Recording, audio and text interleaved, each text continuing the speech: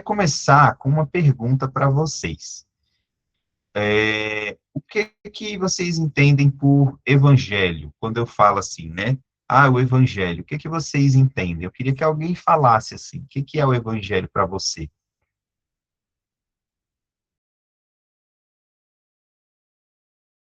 Pode ficar à vontade. Pode abrir o microfone e falar. Boa noite. Boa noite. É, o Evangelho, para mim, na minha opinião, é exatamente o que está escrito aí, são as boas novas, né? São as diretrizes e também, um, vamos dizer, seria a regra, mas não sei se cabe bem essa palavra, mas um norte de como a vida de um cristão deve ser pautada, os ensinamentos que Cristo deixou para nós. É mais o direcionamento de como ser um bom cristão, de como ser um bom, um bom ser humano, por assim dizer. Não sei se cabe. Legal, legal. É por aí mesmo, viu? Olha só, como eu coloquei aqui, né, o objetivo da nossa aula hoje é justamente entender melhor isso, né, a nossa condição, enfim, o evangelho. Mas, assim, se a gente for olhar no original, né, o que significa essa palavra? De onde ela surgiu, o evangelho, né? A palavra significa literalmente isso, né? Uma boa mensagem, uma boa notícia, enfim. E ela é composta por duas palavras, né? Eu e angelion, né? Ali do grego, evangelion. E o termo era usado para quê? Para anunciar vitórias militares ou decisões imperiais.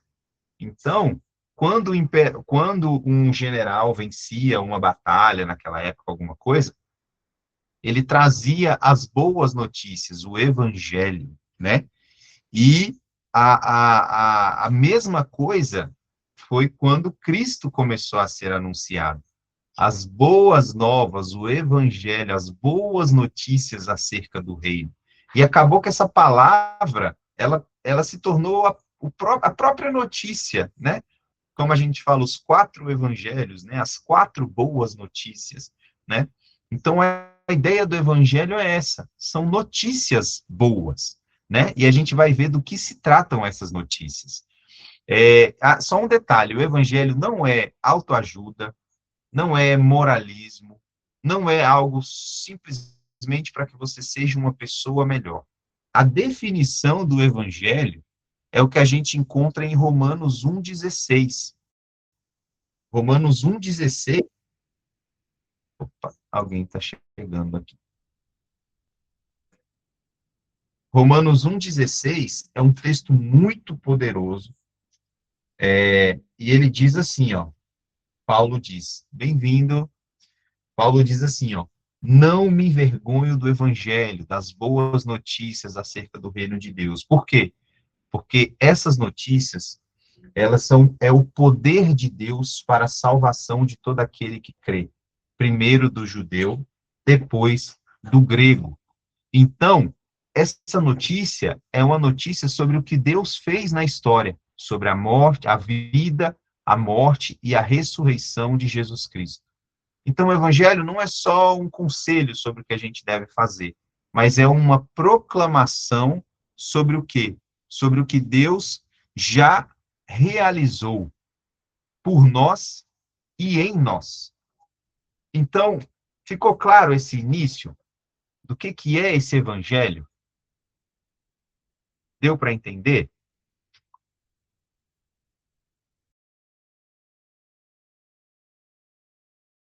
Beleza. Qualquer coisa, gente, levanta a mão, pergunta, tá bom? Mas simplificando, não, aí o Antônio, não ficou claro? Não, eu não entendi muito bem. O que me doidei um pouco, que eu não entendi muito bem, não por falta de compreensão, é que o áudio está um pouco travado, eu vou tentar melhorar o áudio. Aí pode repetir, por favor. Ah, tá. Entrou mais alguém. Vai ser até bom que aí já mais gente. Bem-vindos, bem-vindos. Gente, depois a gente faz uma apresentação melhorzinha, né? Enfim, quando a gente tiver mais todo mundo juntinho. Mas, enfim, vou pegar aqui e vou resumir o que a gente falou até agora. O evangelho é uma palavra que ela vem do grego, que significa boas notícias. E a primeira vez que essa palavra foi usada dentro da nossa fé cristã foi para quê? Para anunciar o que Deus fez na história, o quê? Através da vida, morte e ressurreição de Jesus. E essa mensagem sobre o que Jesus fez, essa mensagem, essas boas notícias, elas são o quê? O poder de Deus para a nossa salvação. Porque quando nós cremos naquilo que Jesus fez, naquilo que nos foi anunciado, quando o evangelho, quando a notícia, quando as boas notícias do que Deus fez por nós chegam aos nossos ouvidos, através da pregação do evangelho e da palavra, e nós cremos nessa mensagem, isso se torna o poder de Deus para a nossa salvação. Por isso que o evangelho não é autoajuda, moralismo, nem nada disso, mas é o poder de Deus. Para quê? Para nos salvar. Porque quando eu creio nessa mensagem, no amor de Deus, no poder de Deus, na obra de Cristo, na cruz, isso tem o poder de me transportar do império das trevas para o reino do seu amor. Então, o evangelho é isso. É a boa notícia do reino, daquilo que Cristo fez por nós. Tá bom? Então, vamos continuando. Mas, assim, para que a boa notícia tenha total sentido, a gente primeiro precisa entender qual é a má notícia, né? Porque existe, sim, também uma má notícia, que torna a boa notícia bem melhor, né? Que é um texto que a gente, não sei se todos conhecem, mas esse texto que está aqui, pois todos pecaram e carecem da glória de Deus. E eu queria eu acho que quem clicou primeiro foi o Paulo, né? Paulo, lê o texto que você ficou de ler, Romanos 3, de 10 a 12.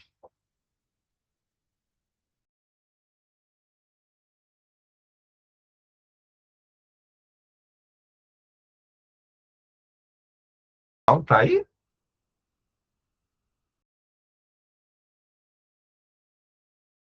Ah, beleza. Então pode abrir o áudio e ler. Romanos 3, de 10 a 12. É porque eu não tô com a Bíblia aqui. Ah, problema não. Problema não. Na próxima aula aí você pega. Mas aqui, ó, então eu vou ler Romanos 3, de 10 a 12. Olha só o que o texto diz, ó. Como está escrito, não há nenhum justo, nenhum sequer. Não há ninguém que entenda, ninguém que busque a Deus.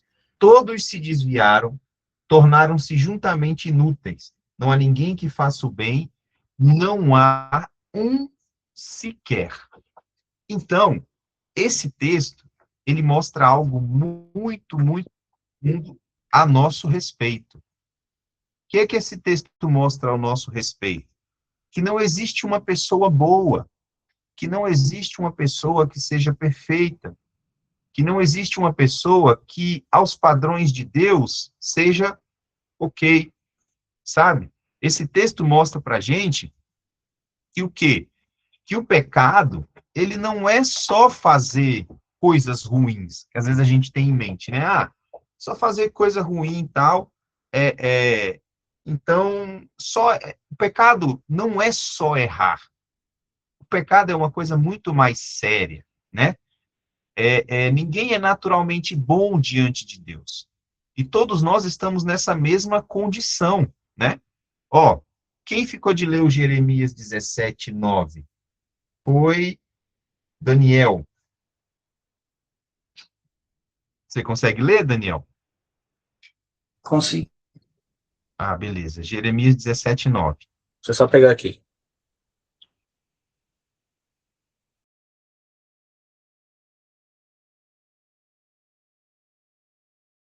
Enganoso é o coração, mais de todas as coisas, e desesperadamente perverso. quem o conhece? Ou sua doença é incurável? Incurável. É Olha essa? só, é esse mesmo. Esse texto, ele faz algumas revelações sobre o nosso coração que são, assim, bem complicadas, né? Ele é mais enganoso do que qualquer outra coisa, ele é incurável, e a sua versão ainda fala uma parte bem interessante aí. Lê de novo o seu, lê aí. Ele fala, acho que é desesperadamente corrupto, alguma coisa assim. Lê aí de novo. Enganoso é enganoso é o coração, mas mais do que todas as coisas. É desesperadamente perverso. Quem o conhece? Ou a doença é incurável. Desesperadamente perverso. Então, o problema do pecado, ele não é apenas só o que eu faço, uma coisa assim. É algo que já está incrustado dentro da gente, né? Porque o que que é o pecado, né? Se a gente for olhar, é viver como se Deus não fosse o Senhor, rejeitando a sua vontade. Lembra o primeiro pecado, Adão e Eva? Quando Adão e Eva desobedecem a Deus, não é algo simples, não é só comer uma maçã, não é isso. Quando eles desobedecem a Deus, eles estão dizendo assim: Deus, eu sei o que é melhor para mim. Não é você quem sabe. Não é você que é o Senhor de todas as coisas. É eu quem sou. Eu quem decido, né? Então, é algo muito mais profundo, né? Então, o pecado, ele nos torna incapazes de agradar a Deus, né? É uma rebelião contra o Senhor. E a gente vai ver isso agora aqui, isso vai ficar mais claro, né? Por que que o pecado é tão grave?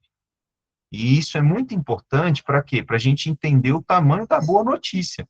A boa notícia, ela fica cada vez melhor à medida que eu entendo o tamanho do problema que eu estava sem essa notícia, sem saber essa realidade.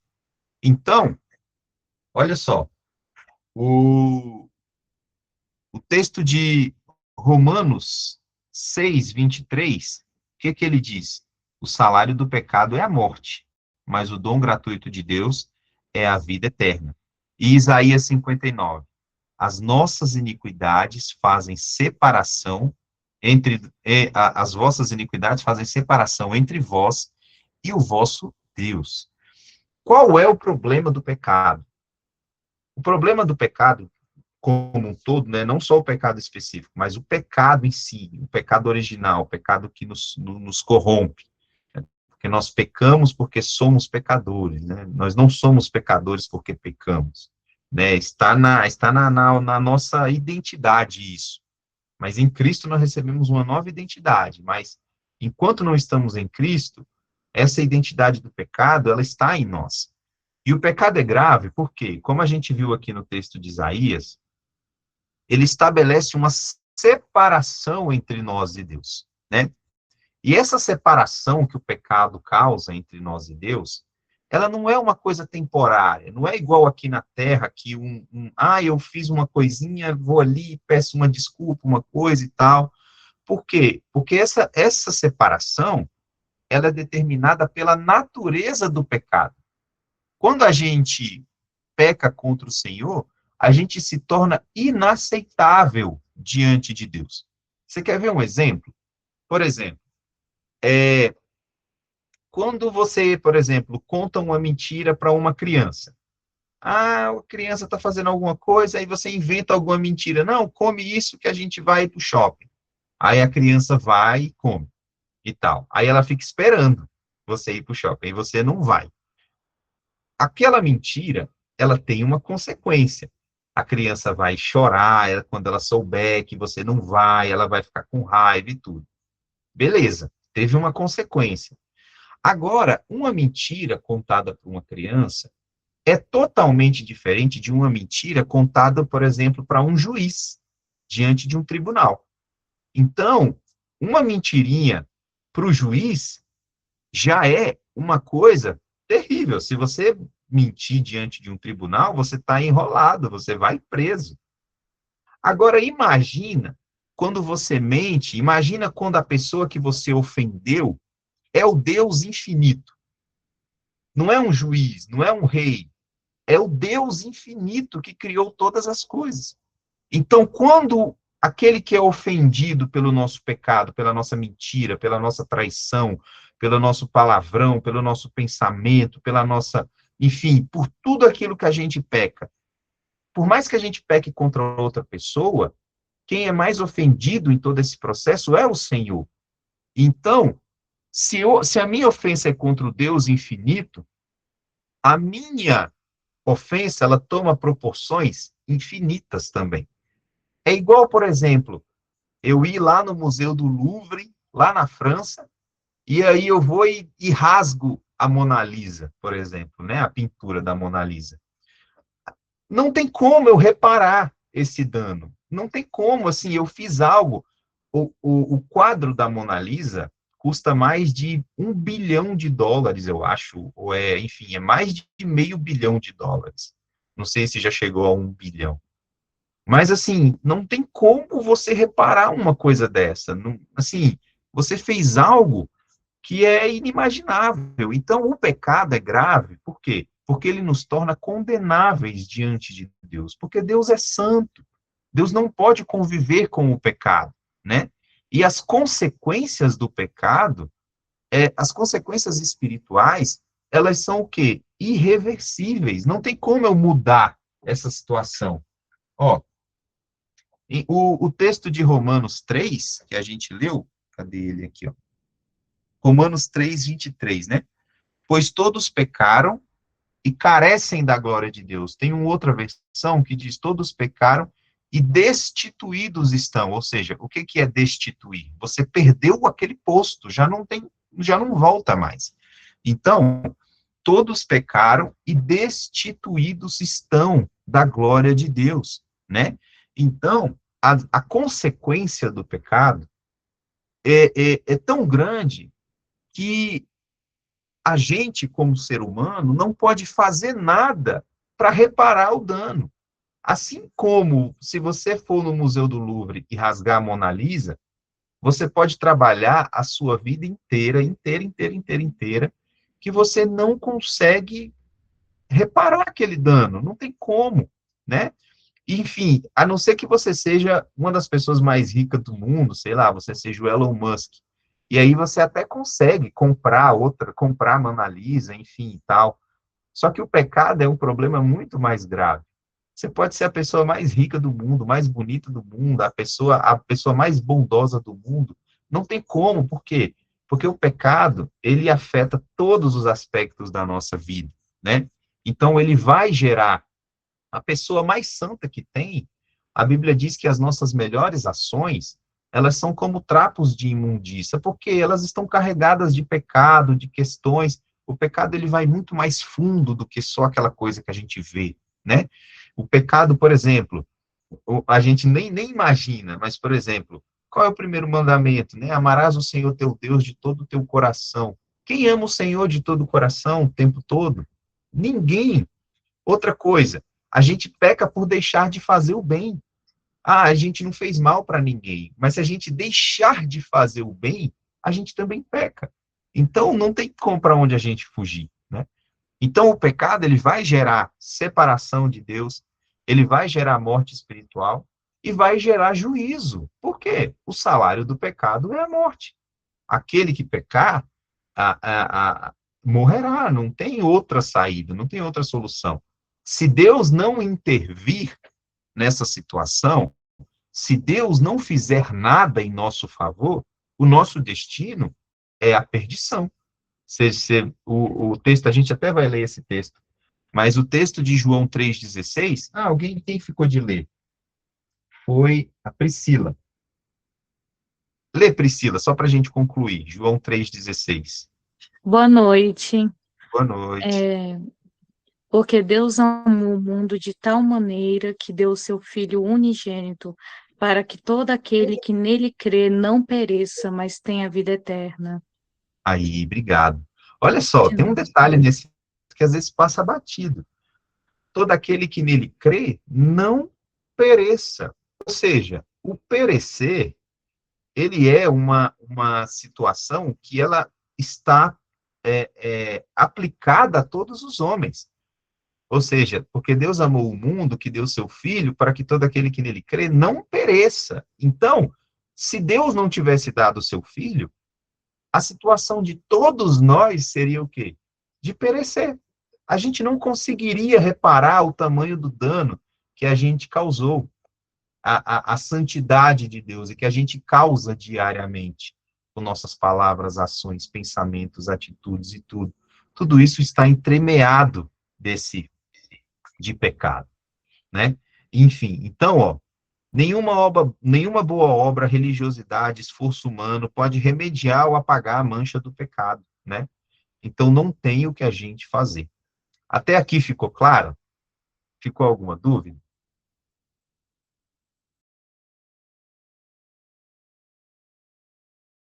Sim? Não? Fala aí, gente. Qual é a dúvida? Eita, gente, ficou muitas dúvidas pelo jeito. Me falem aí. Abram o microfone e perguntem. Vai, pode falar.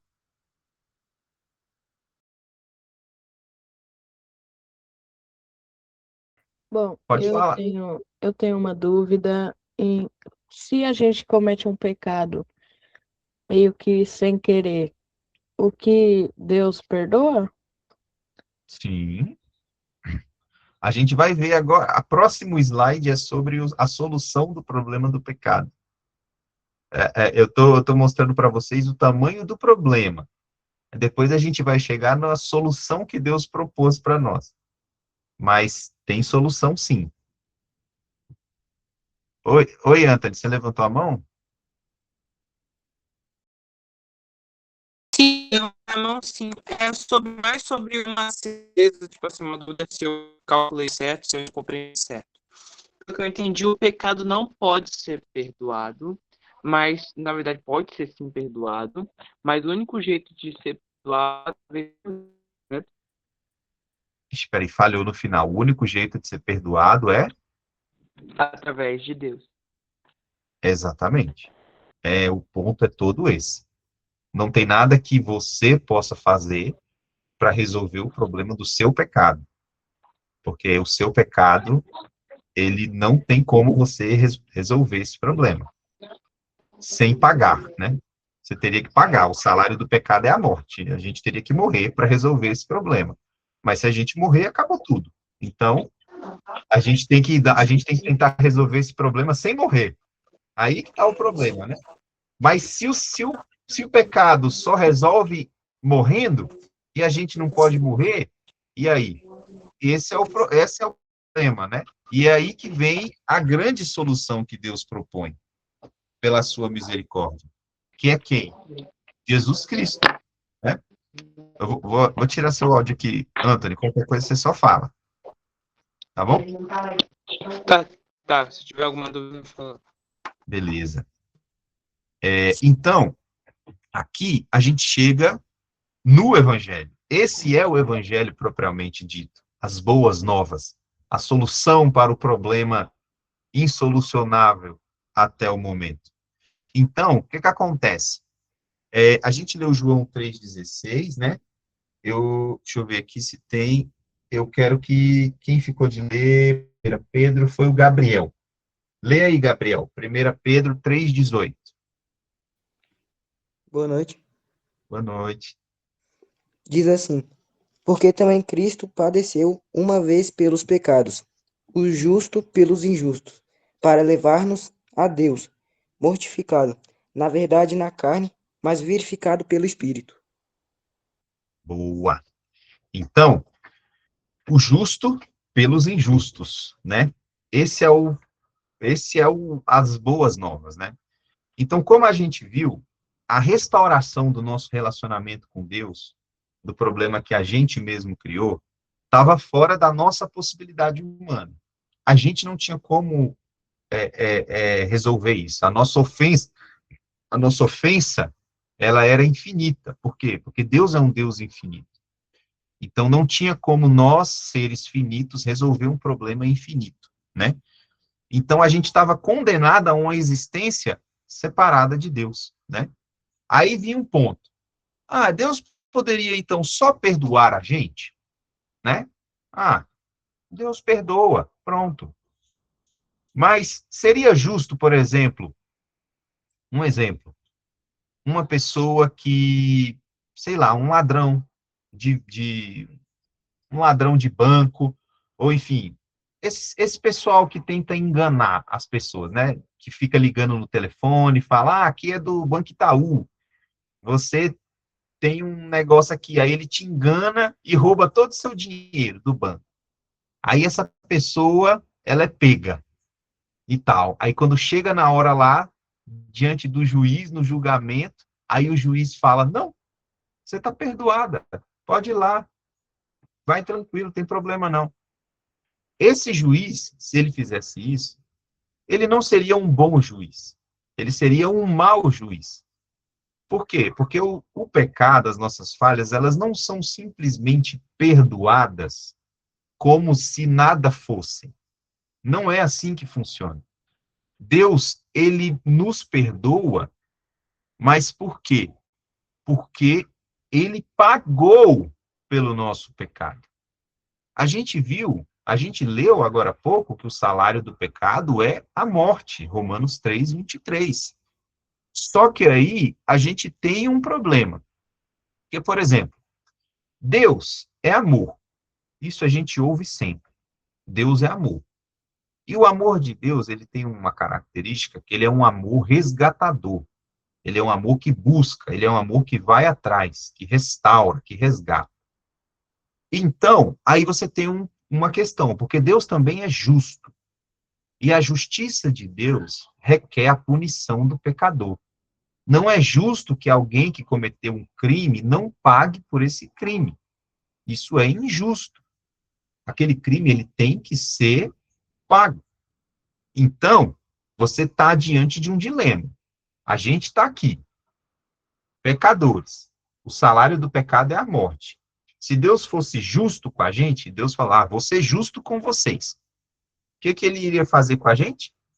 Matar. Porque isso é ser justo. É igual você mora num país que tem pena de morte. Se você cometer um crime de pena de morte, você morre. Então, assim, e é justo, é a justiça. Então, se Deus fosse ser justo com a gente, só justo, a gente estava todo mundo perdido. Por isso que é muito complicado você pedir, Deus, faz justiça comigo. Né? Se Deus for fazer justiça com você, você está enrolado. Né? Então, assim, Deus é justo. Beleza, está aqui. Você cometeu um erro. Você é pecador. O pecado o salário do pecado é a morte. Beleza. Se Deus for ser justo, você está morto. Se Deus ser só amoroso, não, vou perdoar eles, não sei o que e tal. Aí ele não é justo. Por quê? Porque o salário do pecado é a morte. Ué, mas se ele for justo, eu vou morrer. Se ele for bondoso, ele não é justo. E agora, né? Esse é o dilema de Deus, né? Como que você resolve esse problema, né? E a resolução desse problema, que é o Evangelho. O Evangelho é a resolução desse problema. As boas notícias é como que Deus pode resgatar seres humanos pecadores sem quebrar a sua justiça e ser amoroso ao mesmo tempo. Essa é a beleza, o mistério do Evangelho, né? E o que responde isso é esse texto que a gente vai ler de Romanos 8. Quem ficou de ler? Ninguém ficou de ler. Eu vou ler aqui. Romanos 8, olha só, os versos 3 e 4. Olha só que beleza que esse texto diz. Ó, Romanos 8, verso 3 e 4. Ó.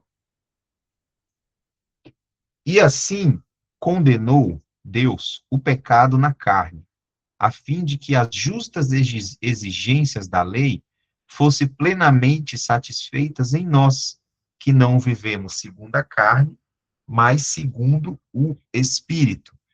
Então, eu vou explicar isso aqui, eu vou tentar ser rápido, mas passando essa parte a gente já caminha para o final da aula, mas é muito importante a gente entender isso. Vocês lembram que lá antigamente tinha a questão do, dos sacrifícios de animais, né? Que antigamente ali, quando alguém pecava, ele pegava, levava um animal lá para o sacerdote, aí ele botava a mão na cabeça desse animal, o pecado dele passava para o animal, e aquele animal inocente era o quê? Morto no lugar daquela pessoa. Então, ao invés do pecador morrer, morria um animal inocente no lugar dele. Então, isso era uma forma o quê? Momentânea, paliativa de lidar com um problema muito grande, que era o quê? O problema do pecado do ser humano, né?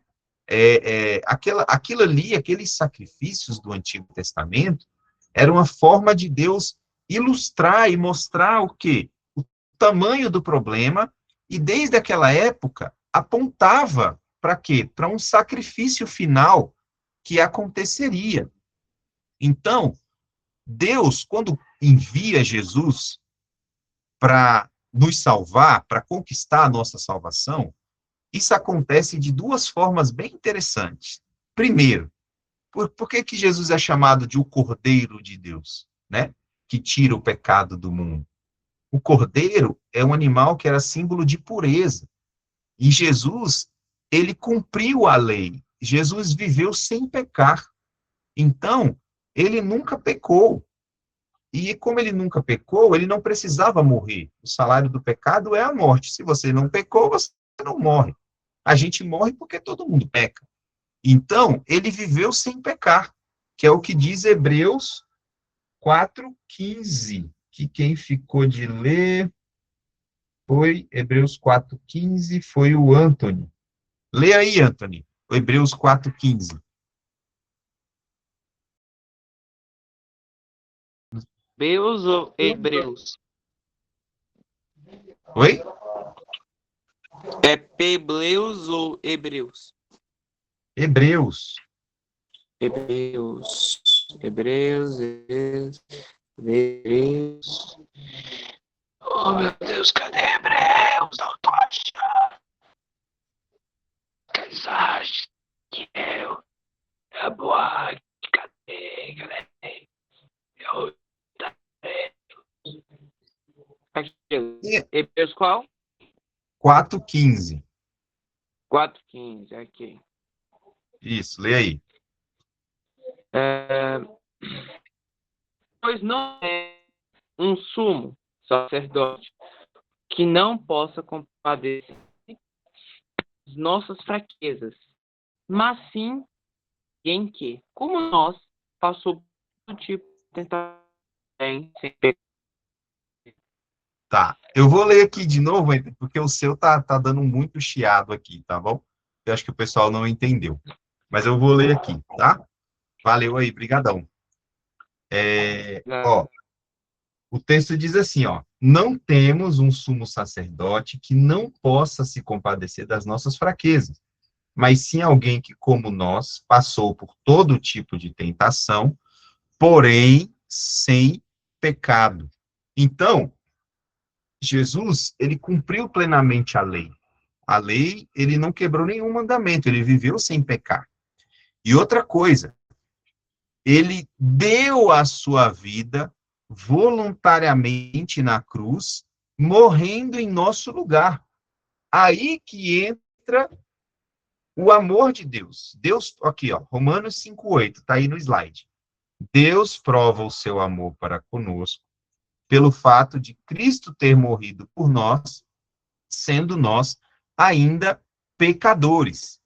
Então, aqui, por último, só para a gente fechar o versículo, 2 Coríntios, quem ficou de ler? 2 Coríntios 5:14. 2 Coríntios 5:14. Ana Clara, tá aí? Tô aqui. Pode ler.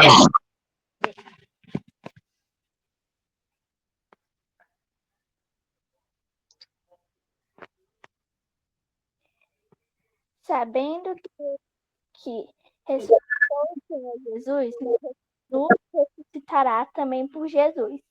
e nos apresentará convosco. Isso. Eu não sei se foi isso, mas eu vou ler aqui, Ana Clara. Eita, tá dando chiado aqui. Eu vou ler aqui, que acho que também deu um pouco de chiado, mas diz assim, ó, 2 Coríntios 5:14. Pois o amor de Cristo nos constrange, porque estamos convencidos de que um morreu por todos, logo todos morreram. E aqui que está o cerne do evangelho. Jesus, ele é a solução de Deus para o problema da condenação do pecado. Por quê? Porque ele cumpriu plenamente a justiça divina. Porque ele não pecou, então ele é justo, e ele deu a sua vida em nosso lugar. Ele é o nosso substituto, tanto em sua vida, porque ele viveu de modo santo, quanto em sua morte. Por quê? Porque ele morreu no nosso lugar. Ele era nosso representante. Por que que o sacrifício de Jesus nos salva? Porque ali na cruz, ele assumiu o nosso lugar. Ali na cruz, ele era eu. Ele era você. Ele assumiu o nosso lugar. Então, o seu pecado, ele foi pago na cruz através de Cristo. Ele era eu, ele era o nosso representante. Ele era ali o adúltero, o mentiroso, não que ele tenha feito qualquer destas coisas, de forma alguma, mas ele assumiu esse lugar. A Bíblia diz que ele se fez pecado por nós. O justo recebendo todas as injustiças. Esse é o amor de Deus. E aqui a gente vai aprender muito sobre o amor de Deus. Como que Deus é capaz de fazer uma coisa assim? Por que que Deus se submeteria a uma humilhação tão grande? E a gente vai ver que o amor é o cerne de Deus. Por isso que diz assim, Deus é amor, né? O amor é uma das poucas coisas que podem descrever a Deus. Por quê? Porque é na essência dele. Não que o amor seja Deus. Não, mas Deus é amor. O amor faz parte da identidade de Deus. Por isso que Deus faz o que faz. Dá a própria vida, abre a mão de sua glória. Por quê? Porque ele ama. Essa é uma característica da natureza de Deus, amar, né?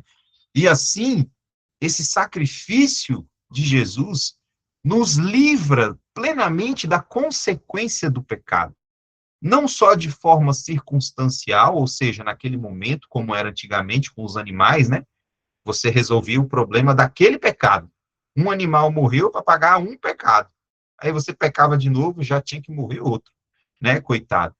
Mas Jesus, o quê? Nos livra da consequência eterna do pecado, né? Por isso que o quê? Uma ofensa infinita, que foi a que nós cometemos, precisa de um sacrifício infinito para resolver. E foi isso que ele fez. O sacrifício infinito, o sacrifício do próprio Deus, o homem das mãos furadas, né? O Deus que tem feridas. Já imaginou isso? O seu Deus tem feridas. A mão e o pé do seu Deus e o lado dele é furado por sua causa, porque ele te amou. Isso é muito absurdo, é muito profundo. É por isso que ele dividiu a história em antes e depois. Porque não tem como um Deus que ama, um Deus cujo trono dele é uma cruz.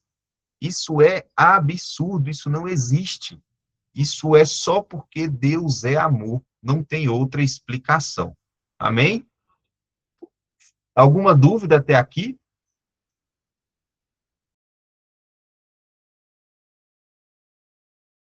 E aí, gente, vocês estão por aqui?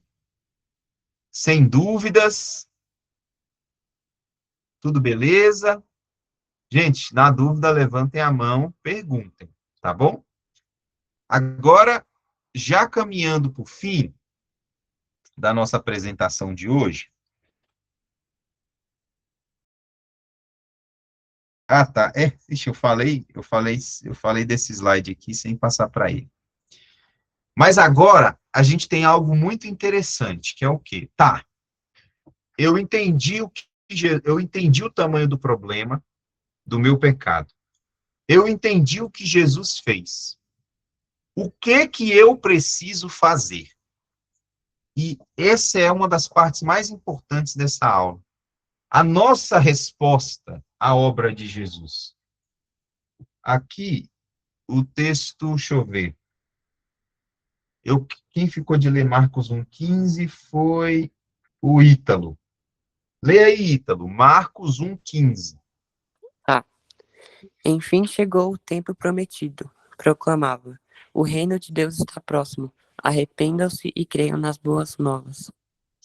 Pois é. Então, o evangelho, Jesus começa o seu evangelho, João Batista começa a pregar com essa palavra: arrependei-vos, arrependei-vos, convertei-vos. Esse texto de Atos 3,19, arrependei-vos, convertei-vos para que sejam apagados os vossos pecados. Por que é importante se arrepender? Porque o arrependimento mostra o quê? Que eu entendi aquilo. Poxa, se eu ofendi tanto a Deus, se eu ofendo, se eu não o exalto, se eu ofendo nos meus pensamentos, nas minhas ações, eu vivi uma vida, às vezes a gente não viveu uma vida toda corrompida, toda perdida e tudo, mas o pecado não é assim que funciona. É claro que aquele que tem mais consciência do seu pecado, ele vai ter mais alegria no perdão de Deus. Mas a gente não precisa ser a pior pessoa do mundo para a gente olhar para nós e ver o tanto das nossas falhas, das nossas misérias, né?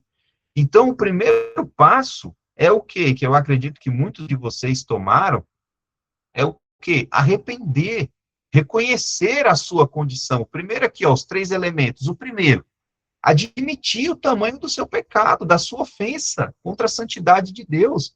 Se não fosse ofensivo, Deus não teria enviado o próprio Filho para morrer. Então, a gente precisa admitir a gravidade do pecado. E outra coisa, envolve também a tristeza, sentir o peso daquilo, do fato de você entristecer a Deus, do fato de você não seguir o propósito dele, né? E, além de tudo, arrepender é abandonar, né? Se eu me arrependo, eu deixo aquilo que me afasta de Deus. E eu me submeto a ele, a obedecê-lo, a viver uma vida nova. Então, ó, arrependimento é reconhecer que eu estava no caminho errado e decidir de forma voluntária mudar de direção. E para qual direção? Em direção a Deus, né? Então, quando eu ouço a mensagem do Evangelho, a minha resposta precisa ser o quê? Arrependimento, reconhecer minha condição. E depois que eu me arrependo, qual é o próximo passo essencial? A fé. A minha resposta ao Evangelho é o quê? A fé. A fé, o que é a fé verdadeira, igual está aqui? Não é algo assim intelectual, eu vou acreditar, é uma confiança, uma coisa assim. Não é isso, é se entregar, é se render totalmente. Porque se você entende a mensagem do Evangelho, não tem como não se render. Como assim eu não vou me render a um Deus que se entregou por mim? Olha a minha condição de pecador, de longe de Deus. A única coisa que eu posso fazer é me arrepender e me render aos pés dele. Então, a nossa resposta ao Evangelho é a fé, né? É nos firmarmos na rocha, né? Aquele texto que fala da casa construída na rocha e sobre a areia. É isso, é nós colocarmos toda a nossa esperança e confiança em Cristo. É depender, é abandonar a confiança em nós mesmos, nos nossos méritos, né? Tem gente que às vezes se acha que é muito boa, nossa, eu faço tudo certo, eu não erro, eu não faço, eu nada e tudo e tal, mas não é assim que funciona, como a gente mostrou. O Evangelho, o Senhor não veio para os sãos, ele veio para os doentes, para quem se reconhece doente, né? Claro que a gente não vai permanecer na doença o tempo todo. A gente precisa, claro, na caminhada com Deus, a gente vai amadurecendo, a gente vai sarando, e a gente vai trazendo outros doentes para serem curados também.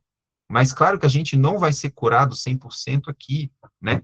A gente só vai ter a cura plena do mal do pecado, da doença do pecado, quando o Senhor voltar, quando nós tivermos nossos corpos transformados, e aí sim o problema vai estar resolvido. Mas até lá, eu vou lutando. O pecado ele vai ser, ele vai me acompanhar durante a minha vida, mas ele não vai ser o senhor da minha vida. O pecado vai ser um acidente. O pecado vai ser uma falha. Ele não vai ser a regra. Ele não vai ser o dia a dia. Ele vai ser o acidente, a exceção. Por quê? Porque Deus está me transformando. O Espírito de Deus habita em mim. Ele me capacita. Eu vou ficando cada dia mais parecido com Ele. Os frutos do Espírito o fruto do Espírito vai crescendo em mim. Então, o Evangelho exige essa resposta de fé. Olha o que diz Efésios 2, 8 a 9, ó, o texto que está aqui. Pois vocês são salvos pela graça de Deus, por meio da fé. E isso não vem de vocês, mas é um dom, um presente de Deus. Não é por obras, para que ninguém se glorie. Então, a obra de Cristo na cruz não tem nada a ver com você, no sentido de que, assim, você não contribuiu para nada ali. A cruz era Deus se resolvendo com Deus quanto a um problema que a gente causou. A gente não influencia nesse processo.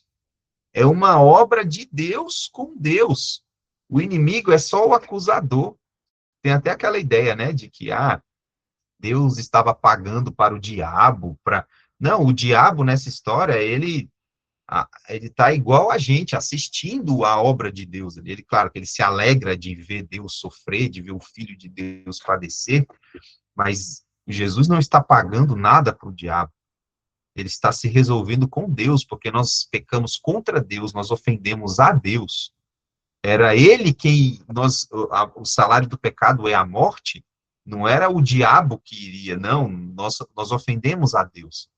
Então, Jesus resolve um problema que nós criamos com o próprio Deus. Então, não há nenhum mérito nosso no Evangelho, só existe demérito. Até crer no Evangelho, às vezes, não vem de nós, né? É algo que o próprio Deus coloca em nós, gera em nós. Por isso que é totalmente pela graça, né? Mas isso é motivo para que eu fique desleixado? De forma alguma. Quando eu entendo essa graça, é aí que eu me disponho a viver de forma que agrade a Deus. Como eu não vou querer viver de uma forma que agrade aquele que me salvou, né? Aquele que vive de forma leviana e diz que serve a Deus, não tem como servir a Deus e viver de forma leviana. A pessoa não conhece a Deus.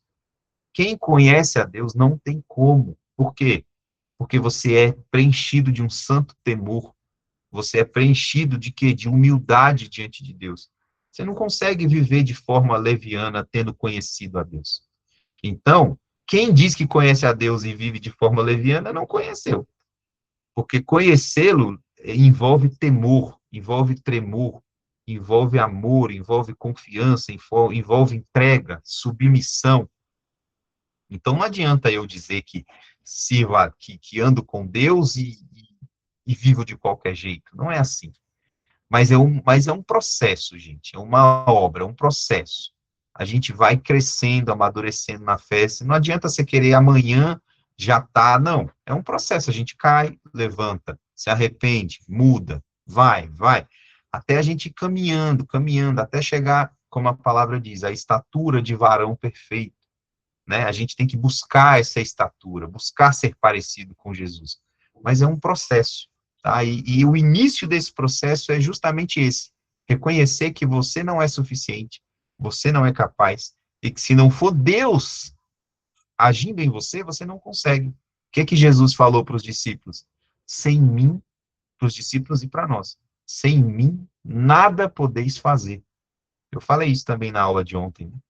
Vocês não podem fazer nada sem o Senhor na vida de vocês. Tá bom? Agora aqui, para a gente caminhar por fim, resumindo, o Evangelho em 4 pontos. Deus é santo, ele é o Criador, justo, perfeito, soberano, e a sua santidade exige perfeição e justiça absoluta. 2, o homem é pecador. Todos pecaram, separados estão da glória de Deus. Somos incapazes de nos salvar por nossos próprios esforços ou méritos. 3, Jesus salva. Ele é o único mediador, o único que viveu de forma perfeita e morreu de forma substitutiva para satisfazer a justiça de Deus em nosso lugar. E 4, como eu respondo a isso?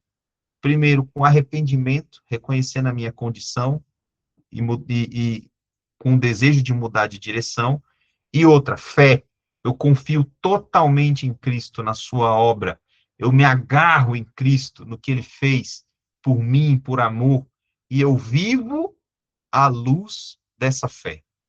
Isso é ser cristão, é viver à luz do que se crê, do que crê na obra, na ressurreição, na vida de Cristo. E é isso. Então, gente, uma reflexão para a gente. Eu reconheço que sou pecador e que minha condição me separa de Deus. Eu entendo que Jesus é minha única esperança de salvação e reconciliação. Eu já respondi ao chamado do Evangelho com arrependimento sincero e fé verdadeira. Então, são reflexões para a gente fazer. Tá? Muitas dessas coisas a gente não vai sentir, não é aquela coisa assim, nossa, eu vou sentir uma coisa especial. Não, mas é uma decisão. Senhor, eu decido crer. Senhor, eu quero andar contigo, eu me arrependo da forma como eu tenho vivido, e eu quero uma fé verdadeira, genuína. Gente, honestidade com Deus é a melhor coisa. A gente não precisa se esconder, não precisa nada. Se a gente ser honesto, sincero, buscar a Ele de verdade, Ele responde, Ele fala com a gente. Seja por um momento desse, seja numa pregação de domingo à noite, seja lendo a palavra, sendo, às vezes, do nada, você entendeu que Deus falou algo com você. Então, é isso, tá bom? E aí, eu quero deixar só uma tarefinha pra gente essa semana.